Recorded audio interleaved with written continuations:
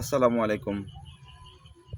আসলে অনেক দুঃখের সাথে বলতেছি, এই যে সফর আমি শেষ করলাম রংপুর থেকে খুলনা, বাগেরহাট, ফয়লা বাজার। এখানে আসার পথে আমার সাথে রাস্তায় একটা বড় দুর্ঘটনা ঘটেছে। কুষ্টিয়া ট্রান্সপোর্ট রেজাউল ভাই, আপনারা ওনাকে সবাই চেনেন। আমারই ভাই বন্ধু।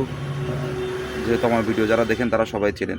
ওনার গাড়ির সাথে আমার গাড়ির একটা দুর্ঘটনা ঘটেছে, ভাগ্যক্রমে ঘটে গেছে। তো সেই বিষয়গুলো নিয়ে আমি একটা ভিডিও তৈরি করেছি। রংপুর থেকে আসার সময় কীভাবে দুর্ঘটনা ঘটলো। আসলে দুর্ঘটনাই, কাউকে দায়ী করা যায় না। তো সব মিলায়ে সব কিছু নিয়ে আমি একটা ভিডিও তৈরি করেছি এই সফরে আসার সময়। আর সেই বিষয়গুলো ইনশাল্লাহ আমি খুব দ্রুতই আপলোড দেওয়ার চেষ্টা করব। আর এই দুর্ঘটনার কারণে গত ৩-৪ দিন আমি আপনাদের কমান্ড মেসেজ এবং সঠিকভাবে কোনো কিছুই করতে পারিনি। ইনশাল্লাহ আবার শুরু করব, সাথে থাকবো। আর অবশ্যই ভিডিওটা আপনারা দেখবেন। আসসালামু আলাইকুম।